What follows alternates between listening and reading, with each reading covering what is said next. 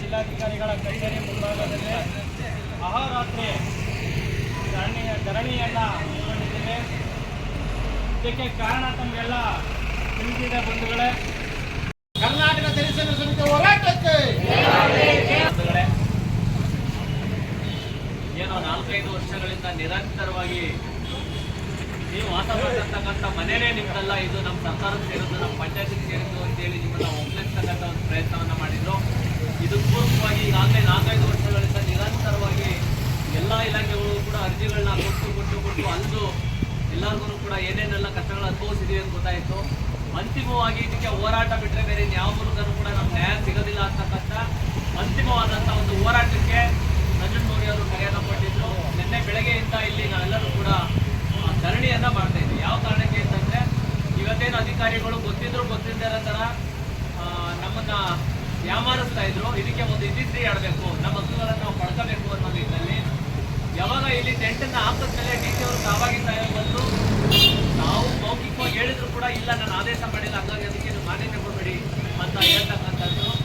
ಮತ್ತೆ ಸಿ ಅವರವರು ಈ ಎಲ್ಲ ವಿಚಾರಗಳ ಬಗ್ಗೆ ಗೊತ್ತಿದ್ರು ಕೂಡ ಸುಮ್ಮನೆ ಕಾಲ ವಿಳಂಬ ಮಾಡ್ತಕ್ಕಂಥ ಸಂದರ್ಭವನ್ನ ಅಂತಿಮವಾಗಿ ಎಲ್ಲರಿಗೂ ಯಾರ್ಯಾರಿಗೆ ಅನ್ಯಾಯ ಆಗಿದೆ ಅವರಿಗೆ ನ್ಯಾಯ ಕೊಡಿಸೋ ನಿಟ್ಟಿನಲ್ಲಿ ಮತ್ತೆ ಕಾಲವನ್ನ ವಿಳಂಬ ಮಾಡಲ್ಲ.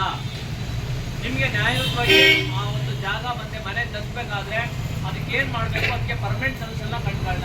ಆರಿಕೆ ಉತ್ತರಗಳನ್ನ ನಾನು ಕೂಡ ಕೊಡಲ್ಲ, ಒಂದು ಅಂತಿಮ ಸೊಲ್ಯೂಷನ್ ಕಂಡುಕೊಳ್ಳೋಣ ಅಂತೇಳಿ ಇವಾಗ ಮಾತಾಡುವಂಥ ಸಂದರ್ಭದಲ್ಲಿ ನಿಮ್ಮ ಸಮ್ಮುಖದಲ್ಲೇ ಮಾತಾಡಿದ್ದಾರೆ. ಏನು ಹೇಳಿದ್ದಾರೆ, ಇದಕ್ಕೆ ಸಂಬಂಧಪಟ್ಟಂತ ಗ್ರಾಮ ಪಂಚಾಯತ್ ಇರ್ಬೋದು, ತಾಲೂಕು ಪಂಚಾಯತ್ ಇರ್ಬೋದು, ಮತ್ತೆ ಇಲಾಖೆಗಳನ್ನ ಒಳಗೊಂಡಂತೆ ಒಂದು ಕಮಿಟಿಯನ್ನ ಮಾಡಿ ಆ ರೆಕಾರ್ಡ್ಸ್ಗಳ ಸತ್ಯನಾದ್ರಿಂದ ಆ ಕಮಿಟಿ ಮುಂದಗಡೆ ಅವರೆಲ್ಲರೂ ಕೂಡ ವಿಚಾರಗಳನ್ನ ಮಂಡಿಸಿ ನೀವು ಆ ಒಂದು ಜಾಗದಲ್ಲಿ ಎಷ್ಟು ವರ್ಷಗಳಿದ್ದೀರಿ, ನಿಮ್ಮಲ್ಲಿರ್ತಕ್ಕಂಥ ದಾಖಲಾತಿಗಳೇನು, ಅವೆಲ್ಲವೂ ನಿಮಗೆ ಸಲ್ಲಬೇಕಾ ಇಲ್ವಾ ಅಂತಕ್ಕಂಥದ್ದನ್ನ ಆ ಕಮಿಟಿ ಮುಂದೆ ಚರ್ಚೆ ಮಾಡೋಣ.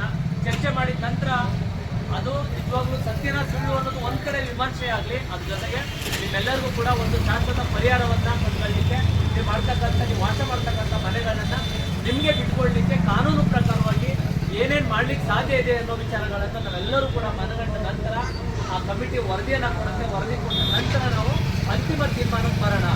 ಒಟ್ಟಾರೆ ನಿಮ್ಮನ್ನ ಯಾವುದೇ ಕಾರಣಕ್ಕೂ ಅಲ್ಲಿಂದ ಒಕ್ಕಲಿಸಲಿಕ್ಕೆ ನಾನಿರೋ ತನಕ ಬಿಡೋದಿಲ್ಲ ಅಂತಕ್ಕಂಥ ಒಂದು ಆಶ್ವಾಸನೆನ ಶಿವರವರು ಕೊಟ್ಟಿದ್ದಾರೆ. ಈಗ ನಮ್ಮೆಲ್ಲರ ಒಂದು ಆತಂಕ ಏನಿತ್ತು, ಇವತ್ತು ನಿಮ್ಮ ಮನೆಯಲ್ಲ ಅಂತ ಹೇಳ್ತಾರೆ, ಇನ್ನೊಂದು ದಿನ ಬಂದು ನೀವು ಮನೆ ಖಾಲಿ ಮಾಡಿ ಅಂತ ಹೇಳ್ತಾರೆ ಅನ್ನೋ ಆತಂಕ ನಮ್ಮೆಲ್ಲರಿಗೂ ಕೂಡ ಇತ್ತು. ಇವತ್ತು ಒಂದು ಆತಂಕ ಅಂತೂ ಹೊರಗಡೆ ಹೋಗಿದೆ. ಏನು, ಯಾವುದೇ ಕಾರಣಕ್ಕೂ ನಿಮ್ಮನ್ನ ಮನೆ ಖಾಲಿ ಮಾಡಿಸುವಂತ ಪ್ರಯತ್ನಕ್ಕೆ ದುಸ್ಸಾಹಸಕ್ಕೆ ಅವ್ರು ಕೈ ಹಾಕೋದಿಲ್ಲ. ಕೈ ಹಾಕೋದ್ರು ಬಿಡಲ್ಲ ಅಂತಕ್ಕಂಥದ್ದು ಅವರಿಗೆ ಒಂದು ಭಯ ಬಂದಿದೆ.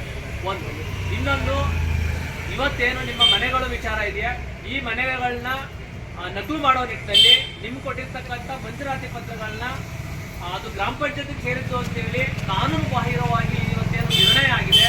ನಿರ್ಣಯ ಆಗಿರೋರಿಗೆ ಕಾನೂನಾತ್ಮಕವಾಗಿ ಅವರಿಗೆ ಪನಿಷ್ಮೆಂಟ್ ಆಗಬೇಕು. ನಾವು ಒಂದು ಕಾನೂನು ಹೈಕಟ್ಟಿನಲ್ಲಿ ಈ ಎಲ್ಲ ವಿಚಾರಗಳನ್ನ ಚರ್ಚೆ ಮಾಡಬೇಕು. ಹಾಗಾಗಿ ಇವತ್ತೇನು ಸಿಒ ಅವರು 2-3 ದಿನಗಳಲ್ಲಿ ಒಂದು ಕಮಿಟಿನ ಫಾರ್ಮೇಷನ್ ಮಾಡ್ತಿದ್ದಾರೆ, ನಮಗೆ ಭರವಸೆನ ಕೊಟ್ಟಿದ್ದಾರೆ. ಅವ್ರ ಮೇಲೆ ನಂಬಿಕೆಯನ್ನ ಇಡಬೇಕಾ ಬೇಡವಾ ಅಂತಕ್ಕಂಥದ್ದು ನಮ್ಮ ಮುಂದೆ ಇರ್ತಕ್ಕಂಥ ವಿಚಾರ. ನಾವೆಲ್ಲರೂ ಕೂಡ ಇದಕ್ಕೆ ಪರ್ಮನೆಂಟ್ ಸೊಲ್ಯೂಷನ್ ಸಿಗೋ ತನಕ ನಾವು ಎದ್ದೋಗೋ ಬೇಡ ಅಂತಾನೆ ಬಂದು ಇಲ್ಲಿ ಟೆಂಟ್ ಹಾಕೊಂಡು ಕೂತಿದ್ದೀವಿ. ಈಗ ನೀವೆಲ್ಲರೂ ಅಭಿಪ್ರಾಯ ಪಟ್ಟರೆ ಇಲ್ಲ ಸಿಒ ಅವರು ಕೂಡ ಒಂದು ಕಮಿಟಿ ಮಾಡ್ತೀನಿ ಅಂತ ಹೇಳಿದ್ದಾರೆ, ಅವ್ರಿಗೆ ಅವಕಾಶ ಕೊಟ್ಟು ನಾವು ಮುಂದಿನ ಹೆಜ್ಜೆಗಳನ್ನ ಇಡೋಣ ಅಂತೇಳಿ ನಾವೆಲ್ಲರೂ ಕೂಡ ತೀರ್ಮಾನಕ್ಕೆ ಬಂದರೆ ಈ ಹೋರಾಟವನ್ನು ಅವ್ರ ಕಮಿಟಿ ಮಾಡಿ ತೀರ್ಮಾನ ಆಗೋ ತನಕ ಮುಂದೂಡೋಣ. ಇಲ್ಲ ಅವ್ರ ಕಮಿಟಿ ಫಾರ್ಮೇಷನ್ ಮಾಡಿ ನಮ್ಮ ಅಂತಿಮ ತೀರ್ಮಾನ ಆಗೋ ತನಕನೂ ನಾವು ಜಾಗನೇ ಬಿಟ್ಟು ಹೇಳೋದು ಬೇಡ ಅಂತಂದರೆ ಹೋರಾಟನೂ ಕೂಡ ಮಾಡೋಣ. ಈ ಎರಡೇ ಸುಮ್ಮನೆ ಕಾಲಹರಣ ಮಾಡ್ಕೊಂಡು ಹೋಗೋದು ಬೇಡ, ಟೈಮ್ ಪಾಯಿಂಟ್ ಫಿಕ್ಸ್ ಮಾಡೋದು. 1 ತಿಂಗಳ 2 ತಿಂಗಳ ಈ ದಿನದೊಳಗಡೆ ನಮಗೆ ಈ ಸಮಸ್ಯೆ ಡಿಕ್ಲೇರ್ ಆಗಬೇಕು ಅಂತೇಳಿ ಟೈಮ್ ಪಾಯಿಂಟ್ ಕೊಡೋದ್ರ ಮೂಲಕ ನಾವು ಈ ಹೋರಾಟವನ್ನು ಇಂಥವನ್ನು ನಾವು ಹೋರಾಟದ ಮೂಲಕವೇ ನಮ್ಮ ಹಕ್ಕುಗಳನ್ನ ಖಂಡಿಸೋದಕ್ಕೆ ಬಾಬಾ ಸಾಹೇಬ್ ಅಂಬೇಡ್ಕರ್ ಅವರಿಂದ ಸಂವಿಧಾನವನ್ನು ಕೊಟ್ಟಿದ್ದಾರೆ. ಆ ಸಂವಿಧಾನದ ಮೂಲಕ ನಾವು ನಮ್ಮ ಈ ಹಕ್ಕುಗಳನ್ನು ಸದಾಕಾಲ ಹೋರಾಟಗಳನ್ನು ಮಾಡಿಕೊಂಡೇ ನಮ್ಮ ಹಕ್ಕುಗಳನ್ನು ನಾವು ಪಡ್ಕೊಳ್ಬೇಕು. ಇದು ನಮ್ಮ ಉಳಿದಿರ್ತಕ್ಕಂಥ ಪ್ರಶ್ನೆ. ಆಗಲೇ ಸಭೆ ಮಾಡಿ ಜಿಲ್ಲಾಧಿಕಾರಿಗಳು ಹೇಳಿದ್ದಾರೆ ಅಂತ ನಮ್ಮ ಮೋಹನ್ ಅವರು ಹೇಳ್ತಾ ಇದ್ದಾರೆ.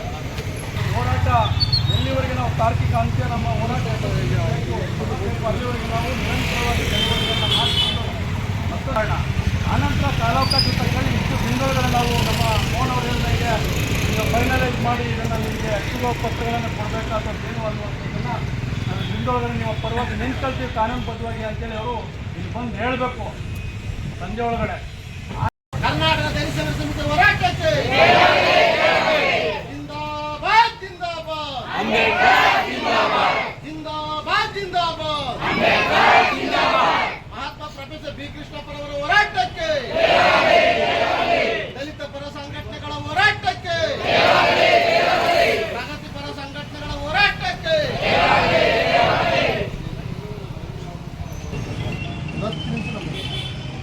ಇಷ್ಟೇ ಮಾತಾಡಿರಲ್ಲ ಅಲ್ಲಲ್ಲ ಅವ್ರಿಗೆ ಗೊತ್ತಾಗ್ಬೇಕಲ್ಲ, ಯಾಕಂದ್ರೆ ಅವ್ರೀಗ ರೆಗ್ಯುಲೇಷನ್ ತೋರಿಸ್ತಾರೆ. ರೆಗ್ಯುಲೇಷನ್ ಮಾಡಿದ್ದಾರೆ ಅಧಿಕಾರಿ ಯಾವ ಆಧಾರದ ಮಾಡೋದು ಇದನ್ನ. ಇವ್ರು ಸ್ವಂತ ಮನೇನ ಪಂಚಾಯತ್ ಸೈಟದ ಮಾತ್ರ ಅವ್ರಿಗೆ ಅಧಿಕಾರ. ಈಗ ಅವರು ಮನೆ ಒಳಗಡೆ ಇದ್ದಾರೆ, ಅವ್ರನ್ನೇನು ಒಕ್ಕಲೆಬ್ಬಿಸ್ತಾ ಇಲ್ಲ, ಅವರಲ್ಲಿ ಇರಲಿ. ಹಳೆ ಮನೆಗಳು ಸ್ವಲ್ಪ ಬಿದ್ದೈತೆ. ಗೊತ್ತಾಯ್ತು, ಅವರಲ್ಲಿ ಇರಲಿ. ಎರಡನೇದು ಸಿ ಒ ಹತ್ರನೂ ಮಾತಾಡ್ತೀನಿ. ನೀವು ಗ್ರಾಮ ಪಂಚಾಯತಿ ರೆಸೊಲ್ಯೂಷನ್ ಮಾಡಿಸಿ. ಈಗ ನೀವು ನಿಮ್ಮ ಯಾರೋ ಮೆಂಬರ್ಸ್ ಇರ್ತಾರಲ್ಲ, ಅಲ್ಲಿ ಅವರಿಗೆ ಕೆಲಸ ಮಾಡಿ ಆಯಿತಾ. ಗ್ರಾಮ ಪಂಚಾಯತಿ ರೆಸೊಲ್ಯೂಷನ್ ಆಗಬೇಕು. ಅವರು ಇಲ್ಲೀಗಲ್ ರೆಸೊಲ್ಯೂಷನ್ ಮಾಡಬೇಕು, ಇಲ್ಲ ಕೊಡಕ್ಕೆ ಬರಲ್ಲ ಅಂತ ಹೇಳಿ ನಾನೇ ಕೊಡೋಕ್ಕಾಗುತ್ತೆ. ಈಗ ಜೀವಾದಲ್ಲಿ ಕಂಪ್ಲೇಂಟ್ ಕೇಸ್ ಮಾಡ್ತೀನಿ. ಅವ್ರಿಗೆಲ್ಲ ಬಾಡಿ ರೆಸೊಲ್ಯೂಷನ್ ಯಾರು ಮಾಡಿದರೆ ಚೆಕ್ ಮಾಡಿ. ಬಾಡಿಗೆ ತಾತ್ಕಾಲಿಕವಾಗಿ ಮನೇಲಿರೋರು ಯಾವುದೇ ಕಾರಣಕ್ಕೂ ಒಕ್ಕಲೆಬ್ಬಿಸೋದು ಬೇಡ ಅಂತ ಹೇಳಿದ್ದೀವಿ. ಅವರು ಗ್ರಾಮ ಠಾಣಾ ಜಾಗ ಅಥವಾ ಗುಂಟೊಪ್ಪು ಜಾಗ ಅನ್ನೋದಾದರೆ ಹೌಸಿಂಗ್ ಪರ್ಪಸ್ ಗ್ರಾಮ ಪಂಚಾಯತಿ ಹೆಸರಿಗೆ ರಿಸರ್ವ್ ಮಾಡ್ಕೊಡ್ತೀವಿ. ಗ್ರಾಮ ಹಕ್ಕುಪತ್ರ ಕೊಡಬೇಕಾಗಿರೋ ಯಾರು ಲ್ಯಾಂಡ್ ಬೇಕಾದ್ರೆ ಗ್ರಾಮ ಪಂಚಾಯತ್ ಹೆಸರಿಗೆ ಮಾಡ್ಕೊಳ್ಬೇಕು, ಮಾಡ್ಕೊಡ್ತೀವಿ. ಆಗ್ಬೋದಾ? ನಾವು ಕರೆಸಿ ಮಾತಾಡೋಕ್ಕೆ ಮಾತಾಡ್ತೀನಿ, ನೀವು ಭೇಟಿ ಮಾಡಿ ಮಾತಾಡ್ತೀನಿ. ಅಷ್ಟೇ ಇಲ್ಲ ಅನಗತ್ಯ ಪೂರ ಪರಿಹಾರ ಸ್ವಲ್ಪ ನಾವು ಹೇಳಿದ ಮಾತ್ರ ಇಒ ಒಬ್ಬ ಬಿ ಡಿ ಇಬ್ಬರು ಮಾತಾಡಿದ್ರೆ ರೆಕಾರ್ಡ್ಸ್ ಕೊಡಿ. 20 ದಿವಸ ಒಳಗಡೆ ಬೇರೆ ಜನ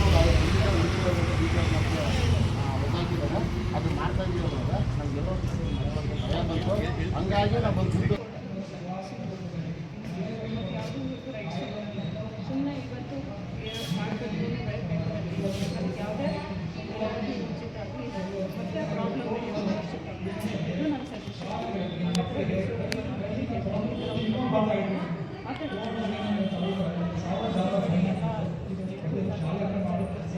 ನನ್ನ ಡಾಕ್ಯುಮೆಂಟೇಷನ್ ಹಿಯರಿಂಗ್ ಮಾಡಿ ತಗೊಂಡು ಡಾಕ್ಯುಮೆಂಟೇಷನ್ ವೆರಿಫಿಕೇಷನ್ ಮಾಡಿ ಏನು ಸೆಲೆಕ್ಷನ್ ಮಾಡಿ ಕಮಿಟಿ ಮಾಡಿ ಕಮಿಟಿ ನಿರ್ಧಾರ ಮಾಡಿ ನಿಮ್ಮಲ್ಲ ಡಾಕ್ಯುಮೆಂಟೇಷನ್ ಅವ್ರ ತಕ್ಷಣ ಅವ್ರಿಗೇನಿದೆ ಇಷ್ಟು ನಿರ್ಧಾರ ತಗೊಳ್ಳಿ ಅದ್ರ ಮೇಲ್ಗಡೆ ಅವಾಗಲೂ ಇರ್ತಾರೆ. ಯಾಕಂದರೆ ನನ್ನ ಏನು ಬೇಡ, ಏನು ಸೊಲ್ಯೂಷನ್ ಸಮಸ್ಯೆ ಪರಿಹಾರ ಕಂಡುಕೊಳ್ಳೋದು ಇಂಪಾರ್ಟೆಂಟ್.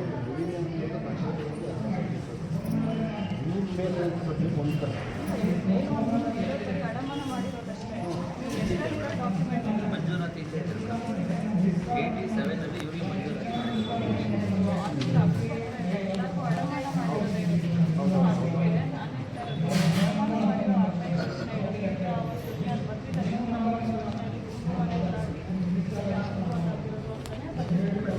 ಸುರಕ್ಷಣಾ ಅವ್ರು ಯಾವಾಗ ಮಾಡ್ತಾರೆ 96, 7 ಮಾಡ್ತಾರೆ, 7 ತಿಂಗಳು ಮಾಡ್ತಾರೆ. ಆದರೆ 4ನೇ ತಿಂಗಳಲ್ಲಿ ಇವ್ರು ರೆಜುಲೇಷನ್ ಮಾಡ್ತಾರೆ. ರೆಜುಲೇಷನ್ ಮಾಡಿದ್ಮೇಲೆ ಇವ್ರು ನಿಮಗೆ ಆಶ್ರಯ ಯೋಜನೆ ಕೊಡೋಕ್ಕಾಗುತ್ತೆ ಮೇಡಮ್. ಅಡಮಾನ ಮಾಡಿ ಯಾವಾಗ ಬೇಕಾದ್ರೆ ಆಸ್ತಿ ಹಂಚ್ಕೊಳ್ಳೋ ಹೌದು ಕರೆಕ್ಟ್. ಯಾವುದೇ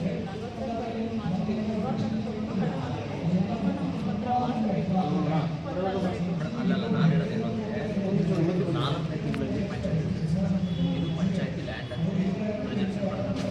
ಆದರೆ 1987ರಲ್ಲಿ ಇದು ಮಂಜೂರಾತಿ ಕೊಟ್ಟು 4 ತಿಂಗಳಿಗೆ ಮಾಡ್ಬೋದು. ನಾನು ಎಗನೆಸ್ಟು ಕಾನೂನು ಮಾಡೋದು ಸಾಧ್ಯ. ಇಲ್ಲಿ ನೋಡಿ ಮೇಡಮ್, ಇಲ್ಲಿ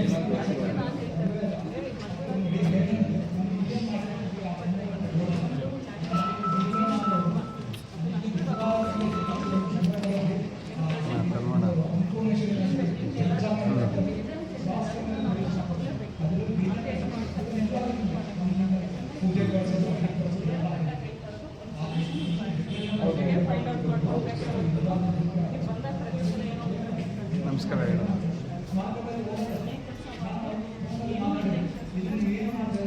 ಸರಿ ಸರಿ ಬರ್ತೀವಿ ಬಿಡಿ.